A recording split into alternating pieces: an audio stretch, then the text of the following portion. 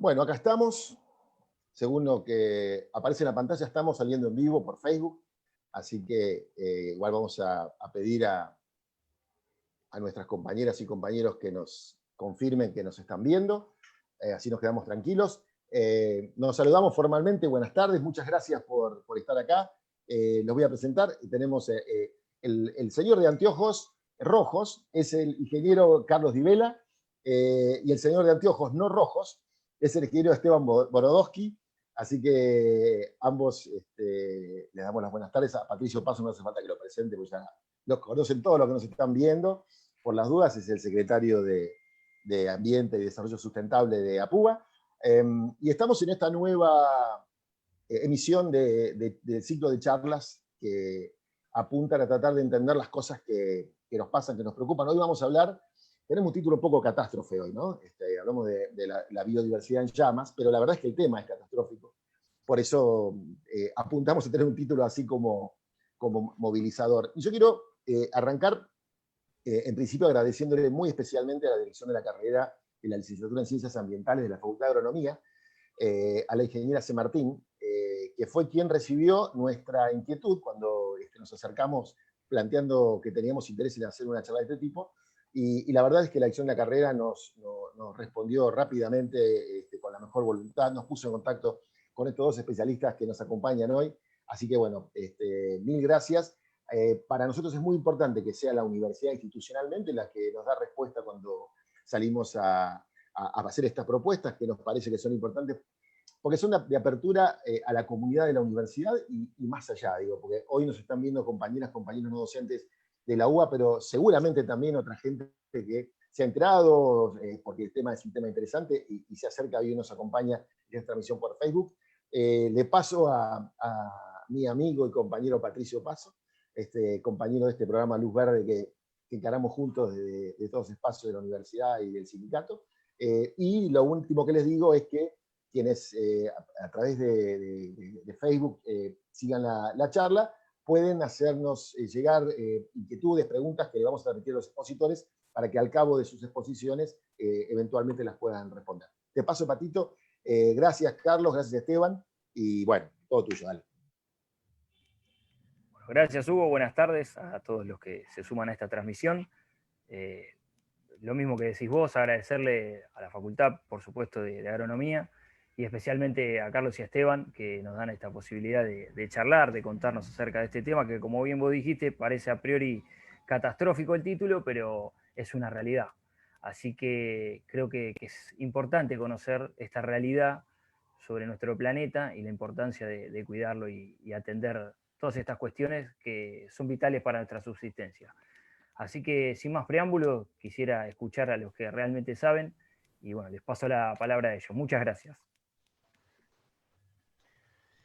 Bueno, muchas gracias, Patricio, muchas gracias, Hugo, muchas gracias también a Gabriela y también a María San Martín, que es la directora de la carrera, como decía Hugo, y que nos puso en contacto con ustedes. Y para nosotros, supongo que ahora lo hará también, hará su expresión Esteban, pero para mí particularmente es un placer poder estar aquí y poder contarles un poco sobre las temáticas que trabajamos a diarias y ojalá para algunos de ustedes que sea enriquecedor, algo de lo que podamos mostrar hoy en día, y para otros también poder responder algunas inquietudes que tengan. Así que para nosotros es un absoluto placer.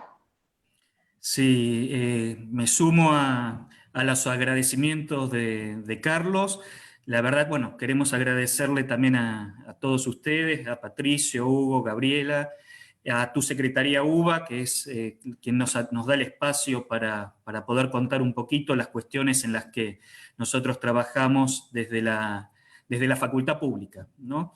Somos profesionales que se han formado en la educación pública, y estas oportunidades de poder estar interaccionando con todos ustedes, para nosotros, la verdad, es un gratísimo gusto.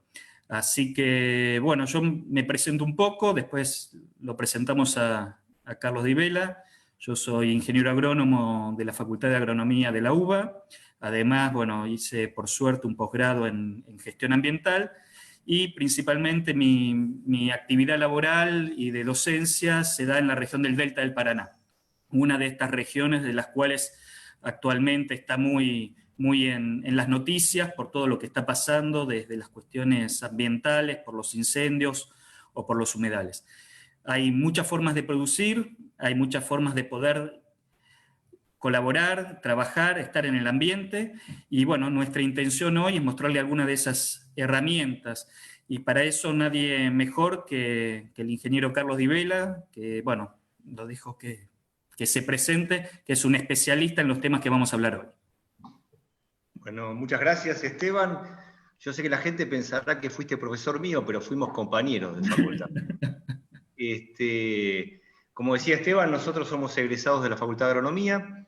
En el caso mío he hecho un posgrado en el uso de información satelital aplicada a la agronomía, y hoy en día trabajo en la Facultad de Agronomía, en el CONICET, y participo de una especialización que se dedica justamente a estas temáticas, que es el uso de las herramientas satelitales en el sector agropecuario y ambiental.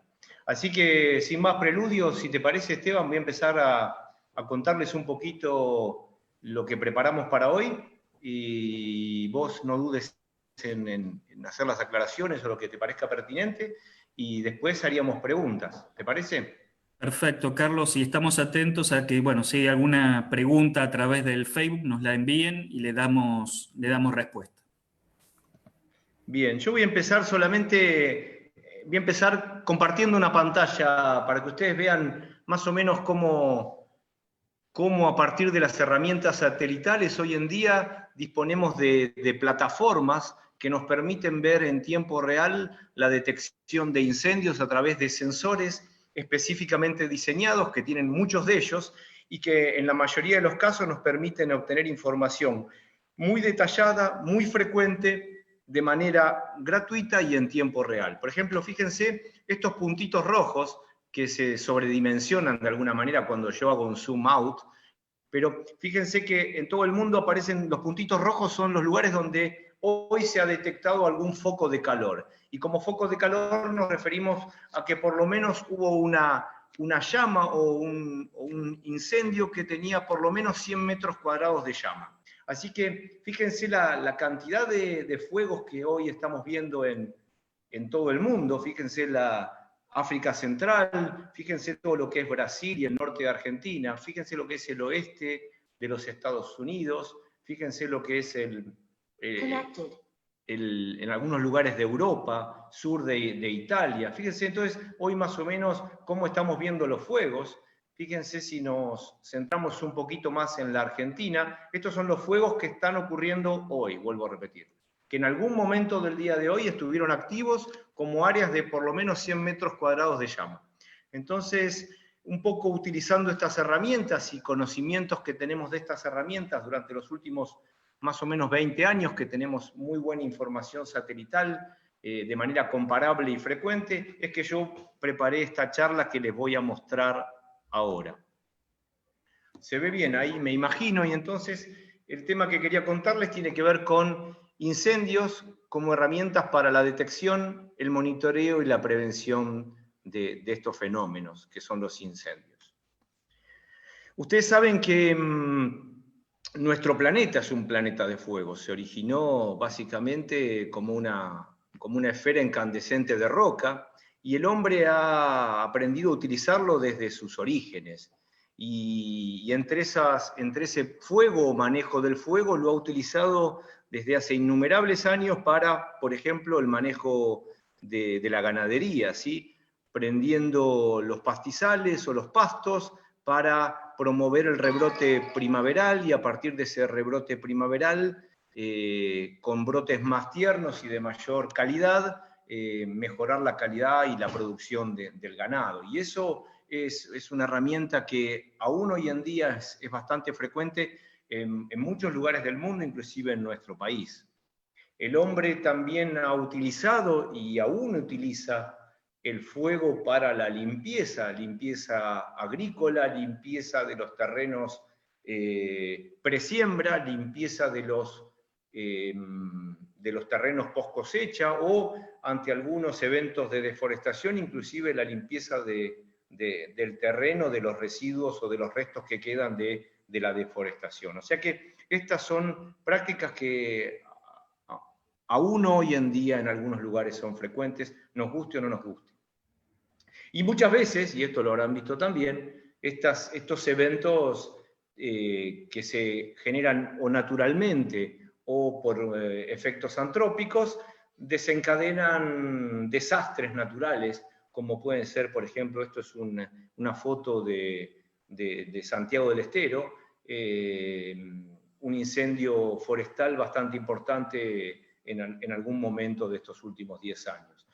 Así que estos eventos para nosotros son conocidos y sabemos que este tipo de eventos tiene efectos muy importantes sobre los ecosistemas. Fíjense ustedes en yo estoy ahí agarrando la flecha, bien. Aquí en la imagen de la izquierda, superior izquierda, van a ver que esto es un lugar de Córdoba, separado por un camino, el área derecha se quemó, el área izquierda no se quemó, y fíjense que el impacto sobre el ecosistema es tremendo, ¿no? Y ese impacto puede ser mayor o menor dependiendo de la intensidad del fuego, de las especies afectadas, del momento y la duración del incendio, pero muchas veces esos efectos son irreversibles, y me parece que en gran medida el título de la charla de hoy, como decía Hugo y Patricio, la biodiversidad en llamas, muchas veces tiene que ver con que estos eventos son realmente catastróficos y afectan de manera irreversible un ecosistema. También los fuegos tienen importantes efectos. En la imagen de la derecha, quiero representar eso, superior derecha, tienen efectos importantísimos sobre la atmósfera. Estas partículas de humo en la atmósfera alteran los balances de radiación, los balances de energía, cambian muchas veces los patrones de ocurrencias de precipitaciones, así que contaminación, emisión de gases tóxicos a la atmósfera, aumento del CO2 en la atmósfera. En definitiva, el efecto del fuego también sobre la atmósfera es muy importante. Y ni que hablar, esa es una imagen del 2008, muchas veces cuando estos incendios ocurren en áreas cercanas a grandes urbes, como puede ser Buenos Aires, esto impacta directamente muchas veces sobre la salud humana. Así que el efecto de los fuegos es un evento que realmente nos preocupa muchísimo en las ciencias ambientales, y que gracias a estas nuevas tecnologías vinculadas con el uso de satélites y plataformas que nos permiten integrar esta información satelital junto con otras, la verdad que nos da muchísimas oportunidades para comprender y para estudiar este fenómeno, como voy a mostrarles ahora seguidamente.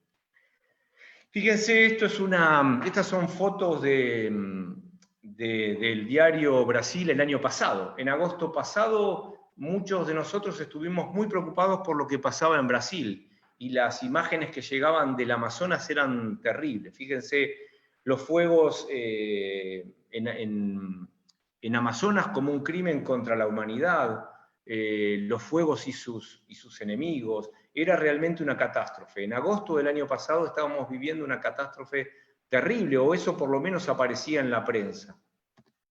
Entonces, como les mostraba esa plataforma del día de hoy, pueden ver ahí arriba qué era lo que estaba pasando.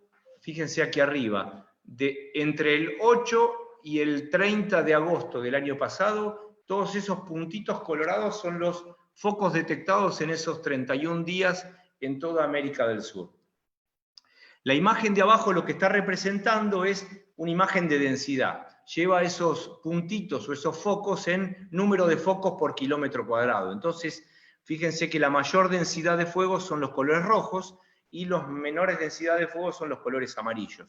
Pero pueden ver ustedes la enorme densidad de incendios que había en todas esas porciones rojas, que no solo involucraban una parte importante del Amazonas que normalmente no tenía esta intensidad de fuego, sino que nosotros andábamos con intensidades o densidades parecidas en el norte del país, inclusive, fíjense, el este del Paraguay.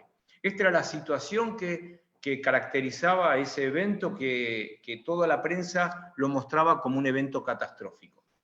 Y en ese momento no dudamos tampoco en mostrar imágenes como estas. Fíjense cómo hay veces que toma relevancia una situación, como podía ser del 1 al 30 de agosto en el Amazonas, que son estas áreas rojas que aparecen aquí en el Amazonas y en el oeste del Amazonas, pero fíjense lo que pasaba en África en los mismos días, y nadie veía en esos momentos qué estaba pasando, o por lo menos no era una noticia tan trascendente como lo que estaba pasando en el Amazonas. Pero esta imagen quiero recalcarla. Los fuegos producen los mismos efectos, en gran medida, lo que está pasando en Brasil de lo que pasa en África. Y sin embargo, estos fuegos en el Amazonas muchas veces toman una trascendencia enorme, y lo que está pasando en África muchas veces pasa desapercibido. Entonces, tomemos dimensión de qué es lo que está pasando con el fuego, y que se trata de un fenómeno global, que a veces nos impacta más por una zona o por otra, pero continuamente estamos teniendo situaciones como estas, que realmente en gran medida son de origen humano, ¿sí? De más está decirle que tanto a nivel nacional como a nivel global, más del 90% de los incendios tienen un origen en el hombre. Algún efecto del hombre está produciendo, desencadenando estos incendios. Después, claro estará que la vegetación está más o menos seca, y entonces el incendio se avanza más rápido o más lento, o se hace más intenso en cuanto a la temperatura o menos intenso. Pero el factor desencadenante generalmente es el hombre, a través de alguna de las prácticas, o inclusive muchas veces de manera deliberada por hacer algún daño. Pero en los que estamos viendo aquí generalmente son de origen antrópico. Esto es una imagen de los diarios de Australia a principios de este año. Los que tienen un poquito de memoria van a recordar que antes de la pandemia en algunos lugares se estaba hablando de los incendios en Australia. Y de vuelta, el cambio climático, el efecto devastador del fuego y su efecto sobre las poblaciones cercanas, allí en muchos de los lugares en la costa de Australia. De vuelta, si miramos esas imágenes que les mostraba antes, esta es la situación de los fuegos en Australia en esos días, que eran entre el 1 y el 31 de enero de este año. Y entonces fíjense que había una enorme cantidad inusual de fuegos en gran parte de las costas, los márgenes de Australia, que es donde hay más vegetación y por lo tanto más ocurrencia de incendios, y sobre todo en la costa este de Australia, donde veían ustedes esas imágenes del diario. Si miramos de vuelta, como les contaba antes, en ese momento estábamos preocupados por lo que pasaba en Australia, pero fíjense lo que había de fuegos en Asia, inclusive en África, y por qué no también en toda América Central, América del Norte y América del Sur. Para de vuelta darles a ustedes siempre una connotación global, ¿no? Como que nos llegan las noticias porque afectó a alguna población o porque afectó a algún tipo de bioma que es extremadamente susceptible, pero el fuego está impactando continuamente y a nivel global. Ya más en nuestras latitudes y en fechas más cercanas a esta, fíjense que son algunas imágenes que publica el INTA. En este caso son imágenes de febrero de este año. Fíjense que había muy poquitos o casi ningún incendio en la zona del Delta. Fíjense que la segunda imagen, la del centro, es la del 30 de julio de este año, y las áreas marrones son áreas que se han quemado. Y fíjense que aquí está superpuesto en la imagen de la derecha algunos focos de calor que ya empezaba a ver durante el mes de julio en el delta del río del Paraná, ¿no? Entonces fíjense que esta es una práctica que ahora les voy a ir mostrando, pero que generalmente a la salida del invierno o en el invierno empezamos a detectar cada vez más focos de incendio. Esta ya es la situación que empezó a preocuparnos a todos. Si ustedes empiezan a ver en la prensa, a partir del 26 de agosto es cuando empezamos a escuchar que la situación era realmente complicada. Complicada porque el número de focos, como podrán ver, es realmente muy grande. Fíjense también que en esos momentos teníamos, normalmente cuando hay agua o cuando hay inundaciones en el delta, las imágenes suelen verse más oscuras en la zona del delta, y fíjense que acá se ven verde claras. Entonces estábamos no solo con una época donde normalmente, por algunos motivos, hay algunas quemas de pastizales, sino que además había muy poca inundación, entonces había muy poco agua, mucha sequía, y entonces eso confluyó también en el fenómeno. Fíjense ustedes, no sé si lo podrán ver, que hay como unas plumas blancas, ese es el humo, que entonces también se dieron unas condiciones ambientales y meteorológicas que hicieron que los vientos predominantes llevaran el humo que se generara de esa combustión y de esa quema hacia las principales ciudades que están enfrente, como pueden ver ustedes, de las grandes áreas que se estaban quemando. Entonces, todos estos factores, de alguna manera, confluyeron a que nosotros en ese momento tomara una gran relevancia. La gran cantidad de focos, la enorme sequía que hay en la zona, la baja inundación y por lo tanto mucho material muerto, la época del año que hace que haya acumulado mucho material senescente y unas condiciones meteorológicas que hicieron que eso afectara las grandes áreas urbanas. Fíjense entonces, esta es la situación acumulada del 20 al 27 de agosto de este año en cuanto a los incendios en la Argentina. Fíjense la gran cantidad de fuegos en toda la zona ribereña del Paraná, en el delta también, algunos focos como ustedes pudieron ver cerca de la ciudad de Córdoba, pero fíjense que todo lo que es Chaco, Santiago, tiene focos normalmente de manera muy frecuente en estas épocas del año. Toda la porción central de Corrientes, muchas de las áreas de pastizal de Entre Ríos. Fíjense aquí el cauce del río Gualeguay en Entre Ríos. Fíjense que de alguna u otra manera los focos son un fenómeno bastante frecuente en estas zonas. Esta es una imagen, igual que la anterior, integrando los fuegos desde el 27 de agosto hasta el 31 de agosto, fíjense que en vez del 20 al 27, aquí es del 27 al 31.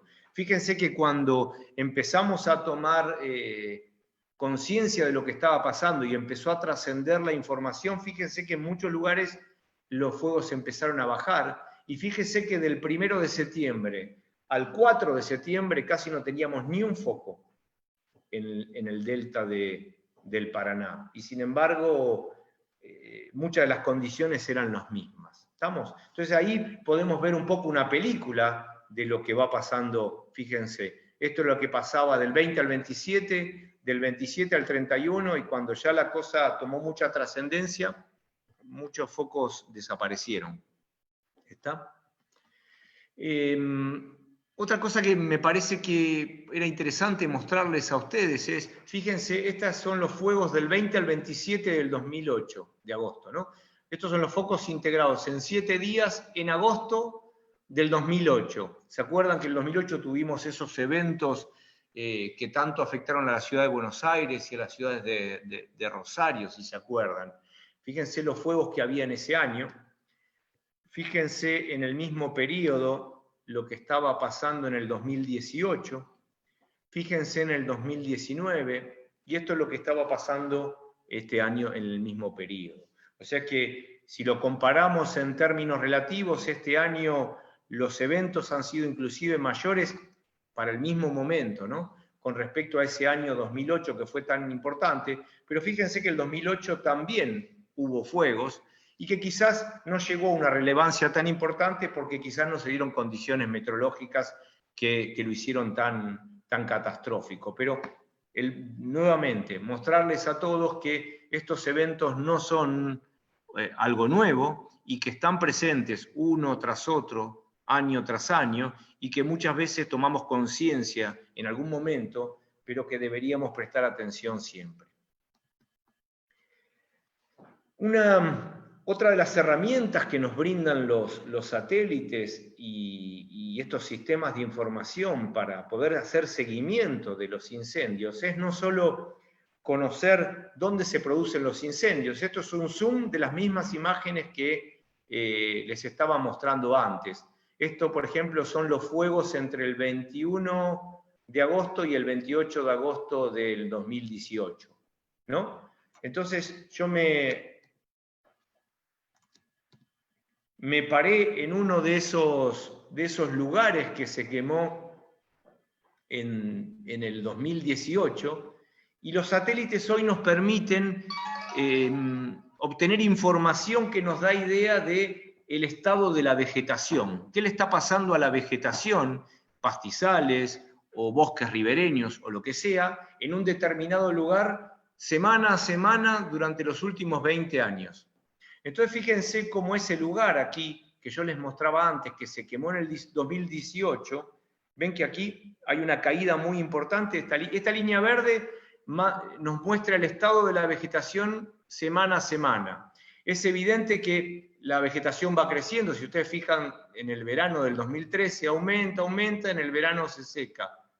Vuelve a crecer en el verano y en el invierno se seca. Fíjese que aquí, más que seca, desapareció la vegetación. Probablemente hubo fuegos en ese lugar en el 2014. La vegetación se regeneró, volvió a crecer. En el 2015 no hubo incendios, con lo cual la vegetación estuvo seca, pero siguió presente. Ven que este valor toma valores nulos durante el 2016. En esa época seguramente esto estuvo bajo el agua. Volvió a regenerarse después de que se fue el agua, hubo un incendio, se regeneró, se inundó, se regeneró, y este año lo volvimos a prender.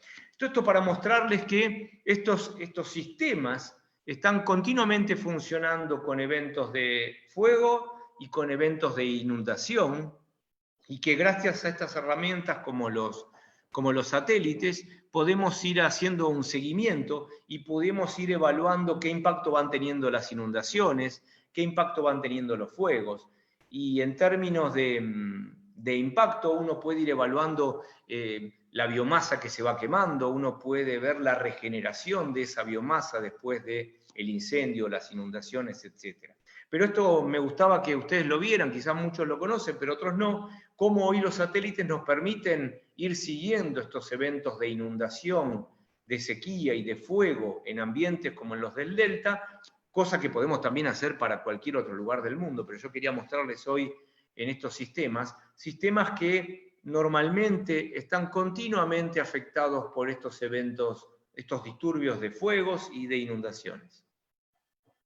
Y entonces, mostrarles a ustedes que gracias a los satélites podemos estudiar, como vieron al principio de la charla, podemos estudiar la ocurrencia de incendios, podemos saber dónde hubo un incendio, podemos ver, acá estoy, ¿no? Perdón, a ver si puedo marcar. Con los satélites podemos detectar los incendios, y eso lo podemos hacer de manera muy frecuente, de manera diaria, y como esa información la tenemos disponible para los últimos 25 años, podemos generar cartografías de densidad, de intensidad, de frecuencia, de estacionalidad de los incendios. Gracias a los incendios también, ven aquí, que esto hay una idea de posfuego y de prefuego, ¿no? Pero podemos detectar los fuegos, pero también podemos ver qué se quemó, cuantificar el área quemada, el tipo de vegetación afectada, la intensidad del daño o la severidad de ese incendio. También mirando hacia adelante podemos ver, como les mostraba en la imagen precedente, cómo podemos ver cómo se regenera la vegetación después del incendio, si hubo regeneración o no. Y también usando los satélites podemos ver qué factores de la vegetación hicieron que, por ejemplo, un fuego se haga más grande o se haga más intenso o dure más en el tiempo.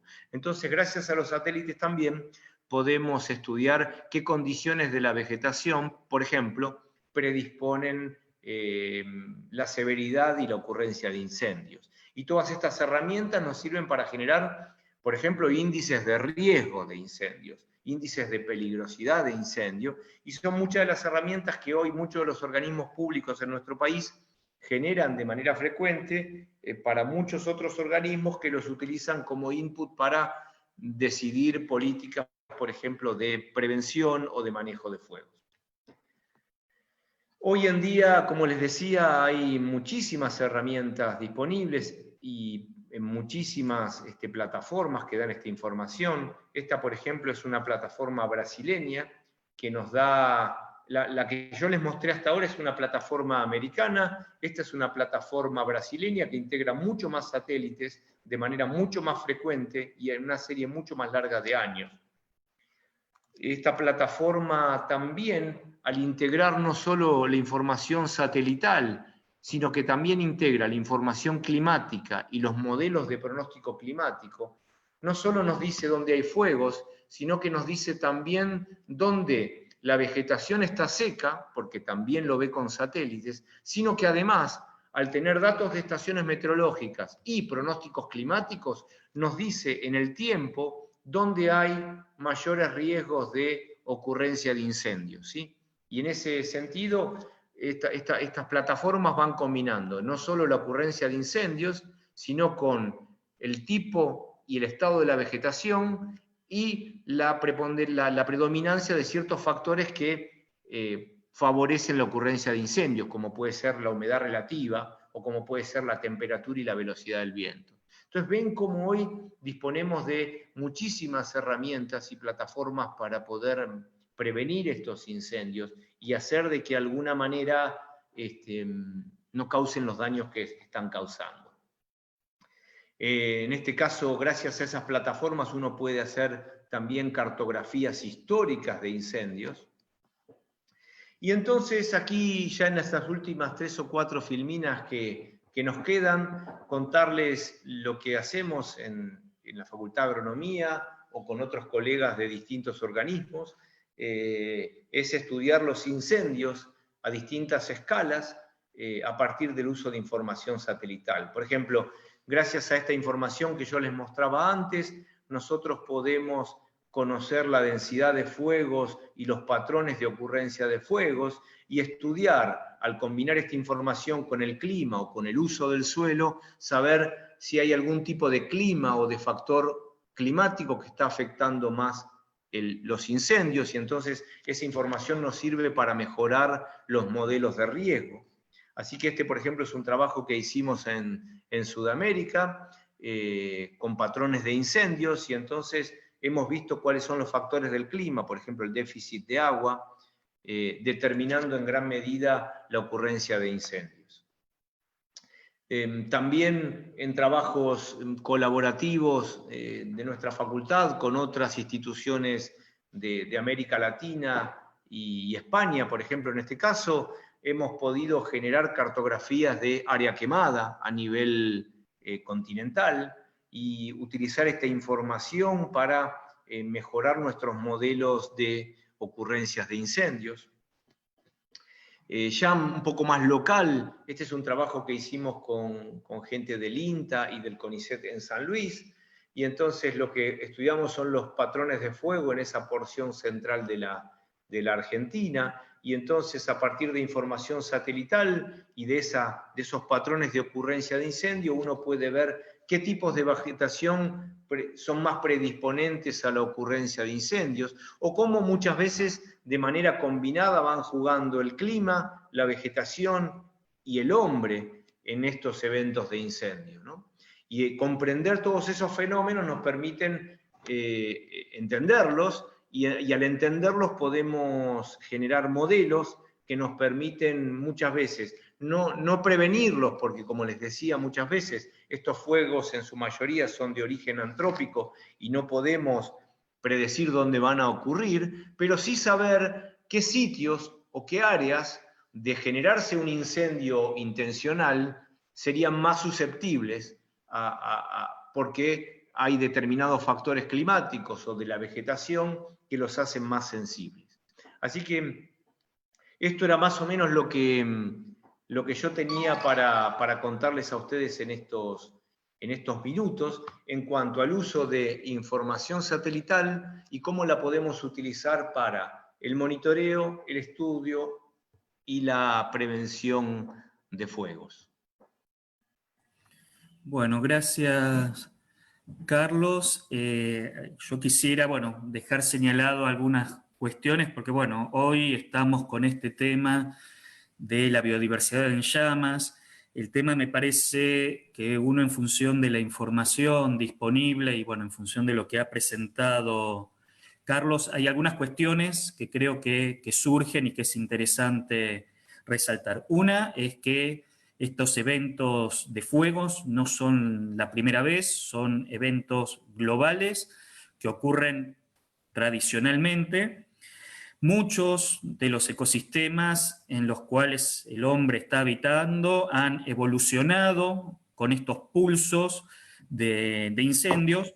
Lo que sí es uno de los efectos que principalmente uno se ve tocado es cuando cambian generalmente la magnitud de estos incendios o la duración o la intensidad de lo mismo. Por ejemplo, la región del Delta es una zona que ha evolucionado, son pajonales tradicionalmente, que han evolucionado con efectos de inundación, luego sequía, luego incendios, luego nuevamente inundación. La cuestión es cuando estos eventos toman tal magnitud que causan efectos mucho más importantes de lo que tradicionalmente en su evolución van causando. Y ahí es donde todas estas herramientas que ha presentado Carlos me parece que son súper importantes porque nos permiten entrar a prever los momentos en que estas situaciones pueden ocurrir, establecer sistemas de alertas que puedan facilitar o ver cómo afrontar estas situaciones y principalmente en estas condiciones, ver cómo tomar estos temas y cómo manejarse. ¿No? Cuando ocurren estos eventos donde grandes fuegos producen daños que son muy, muy, muy importantes, ahí es donde uno como tiene que entrar a intervenir o participar en poder controlar esas situaciones. Carlos, no sé si querés comentar alguna cuestión más o dejamos abiertos a las preguntas. Sí, no, me parece que esperemos a... Yo tengo aquí algunas preguntas que me pasó algunas preguntas Gabriela. Voy a proceder a leer algunas de ellas. ¿Existe hoy una legislación en nuestro país que pueda proteger al planeta sobre estas cuestiones? La información que manejamos nosotros, o que manejo yo por lo menos, es que obviamente existe una legislación en gran parte de nuestro país. Por no decir todo nuestro territorio, los fuegos están prohibidos por ley, aunque en muchas provincias existen protocolos de quemas controladas. Vos, Esteban, debés saber mejor que yo de eso. Entonces, bajo determinados protocolos, algunas quemas prescritas pueden realizarse, pero en general todo este tipo de eventos en gran medida están prohibidos. Y entonces existe una legislación nacional, aunque en muchos casos los fuegos, los recursos naturales los controlan las provincias. Entonces, si bien hay muchas leyes nacionales y provinciales, en definitiva el control es provincial. Así que la respuesta es sí, hay una ley que protege por estas cuestiones, pero como podrán ver, en muchos lugares la situación excede a esos controles. Sí, ahí quizás para aportar, Carlos, en algunos de estos ecosistemas está previsto el hacer un manejo controlado del fuego, dado que son sistemas que evolucionan y tienen a este factor como parte integrante del mismo. Lo que pasa es que generalmente estas situaciones no se descontrolan, ocurren en pequeños parches de determinada superficie, con una periodicidad de tiempo que hace que estos sistemas se regeneren rápidamente. Entonces, vuelvo a insistir, los riesgos son cuando estas cuestiones se van de intensidad y de magnitud. hay legislaciones provinciales que prevén la realización de lo que se llaman quemas prescriptas o quemas controladas, que se realizan con determinadas condiciones, o sea, se realizan cuando hay determinadas condiciones ambientales para que estas situaciones no se vayan de cauce. O sea, que no haya vientos que predispongan a que estos fuegos se vayan del lugar donde se está haciendo como una práctica controlada, que no haya riesgos de que estos incendios se descontrolen y afecten viviendas, animales, vidas humanas. Se lo manejan como parte integrante de esos ecosistemas. Hay una legislación, hay legislaciones provinciales que lo prevén. El problema es cuando esto se hace sin conocer cómo realizarlo, sin control y sin manejo. Entonces, creo que todas las herramientas disponibles que hay sirven para que estas cuestiones se puedan manejar y no se vayan. Y en los casos en los que puede haber riesgos, se tomen las medidas necesarias para prevenirlos principalmente, y en caso de no poder prevenirlos, para poder intervenir sobre ellos. Bien, aquí yo tengo más preguntas. Esteban dice, ¿puede ser que a principios de septiembre bajaron los focos porque hubo lluvia fuerte y continua por un par de días?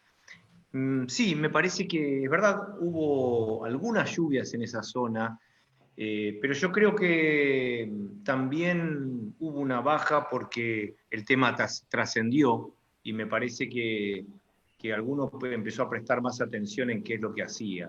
Entonces, como les decía, me parece que aquí los fuegos, sin lugar a dudas, son de origen antrópico, manejados por el hombre, y que entonces, si bien hay algunas condiciones meteorológicas o climáticas que favorecen, el inicio es antrópico. Así que es probable que haya bajado un poco por las lluvias, pero también me parece que hubo un efecto de trascendencia que hizo que alguno echara para atrás cualquier decisión de hacer alguna quema, me parece a mí también. Una pregunta dice, ¿la información que dan las herramientas tecnológicas son de uso y acceso abierto? La respuesta es sí. Toda la información que yo les mostré a ustedes es de acceso libre y gratuito y abierto, así que toda esta información la puede consultar cualquiera, y esta información no es solo información que se puede ver y desplegar en pantalla, sino que también es información que ustedes pueden bajar o cualquiera puede bajar a su propia computadora y generar los gráficos o relacionar la información como nosotros lo hicimos en algunos trabajos. Acá preguntan también, ¿el satélite que se acaba de lanzar va a cumplir estas funciones? El satélite, me imagino que se refieren al SAOCOM, que acaba de lanzar la Argentina. Me parece que indirectamente algunas aplicaciones de ese satélite pueden servir. El satélite SAOCOM está pensado para estudios más bien oceánicos y en cuestiones que tienen que ver con humedad del suelo y de la vegetación. Pero claro, como yo les contaba antes, si hay un satélite que puede ver la humedad de las hojas, y la humedad de las hojas en cierta medida condiciona que un fuego se extienda o no, porque la vegetación está más o menos seca, obviamente que el SAOCOM va a aportar algunas herramientas en cuanto a humedad de las hojas, que seguramente nos van a servir como indicador del estado hídrico o el estado de humedad de los combustibles, lo cual es una herramienta muy importante al momento de hacer modelos de riesgo de incendios. Sí, eso, Carlos, creo que sumaría las cuestiones de prevención, de poder estar preparado cuando estén las condiciones predisponentes para que puedan ocurrir estos grandes incendios, poder estar preparados para esto. Acá tengo una pregunta que dice que es para el muchacho de barba de la Facultad de Agronomía. ¿Es verdad que en gran cantidad los incendios son provocados intencionalmente? ¿Influyen los intereses económicos? Bueno, como veíamos ahí en la presentación de Carlos, en estas situaciones hay gente que puede ir y prender un fuego sin saber cómo hacerlo, y puede haber cuestiones que influyan en ese sentido y produzcan los desastres que ahora están ocurriendo. Así que son situaciones que lamentablemente uno quisiera esperar que no haya intereses, pero bueno, uno no puede saber cómo la gente puede actuar ante estas situaciones. La cuestión es, si hay condiciones predisponentes, hay una legislación que habla sobre, o que interviene en estas cuestiones, y hay que hacer respetar esas legislaciones. Bien, ahí me están escribiendo a ver si llegó alguna pregunta más a través del Facebook. Yo por el momento no tengo más preguntas. Acá me dicen si pueden contarnos sobre la ley de humedales. ¿Vos, Esteban? Sí, en este momento, bueno, ustedes saben, está en tratamiento para lo que son los humedales. Los humedales son situaciones ambientales donde son ambientes donde el agua interacciona de una forma muy importante sobre los mismos. Hay en este momento en tratamiento varios proyectos de ley, se está viendo de poder unificarlo en un único proyecto. Y en ese sentido, lo que hay que tener en cuenta es que los humedales no son un único sistema. Estamos hablando de humedales que son distintos ambientes. Tenemos desde las situaciones del delta del Paraná hasta las situaciones de Mallines en Patagonia. Entonces, bueno, esta ley creo que lo primero que tiene que hacer es poder identificar claramente esas situaciones de humedales. Y creo que todo lo que vamos viendo es que todos tenemos que apuntar hacia poder clarificar un ordenamiento territorial del ambiente. Y en ese sentido, los humedales son parte, y ver en qué situaciones es necesario determinar determinadas superficies para su conservación, y en qué otras superficies uno puede, como hombre, intervenir y hacer actividades productivas, sociales, etc. Bueno, no sé, Hugo, Patricio. Sí, acá estamos. Bueno, en principio, yo los escuchaba y seguramente quienes nos están viendo van a coincidir. Es admirable cuando temas que son tan complicados alguien nos puede explicar para que nos entienda quienes no tenemos nada de formación en el tema. Esta cuestión de la divulgación de la ciencia para mí es clave y yo les agradezco enormemente, no solamente que estén acá, sino que hayan tenido la posibilidad de argumentar en un código que permite que nosotros, que somos absolutos legos en la cuestión, podamos entender. Porque se entendió todo lo que dijeron. Lo que notábamos en los comentarios de Facebook era el impacto que provocaban, por ejemplo, las imágenes, las placas que ibas presentando, Carlos. La verdad que fue buenísimo. Se me pasó muy rápido. Estoy mirando la hora, son las 7 menos 10.